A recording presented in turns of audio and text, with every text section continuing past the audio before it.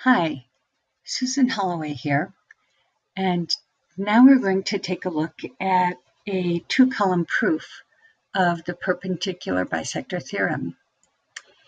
This proof is done on a GeoGebra tool that contains a slider that will step us through all the steps of a two-column proof. I like this proof because it includes many of the features of the basic skills we want high school students to know about. And if you are a high school geometry student, you can practice organizing your ideas and remembering some of the basic theorems. So let's take a look at how this will work. First of all, you should draw two columns. On the left, statements, and on the right, the reasons that you're making those statements. The first thing to always write in your statements column are the given statements, and the reason you can write them is that they were given to you. It's kind of like a free pass on one of the steps. Secondly, after we say that CD, that's this green line, is a bisector of line AB, that is a given, we see that point D is the midpoint of AB. And why can we say that? Because that's the definition of a bisector. AD can also be said to be congruent or the same size as BD, and that's the definition of a midpoint. A midpoint divides a line segment into two equal parts. Now we see that angles ADC and BDC are right angles.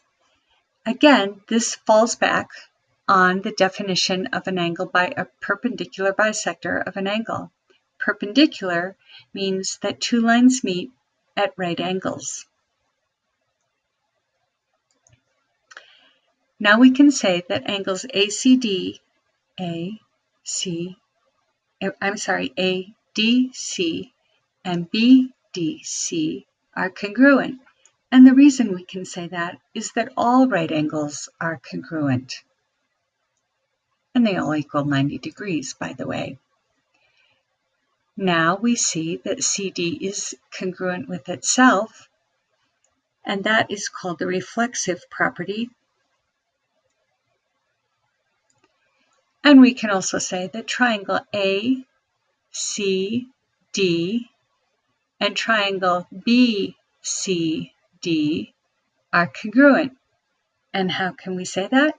Because of the side angle side congruency theorem. This side, this angle, and this side are congruent to this side, this angle, and this side of the other triangle.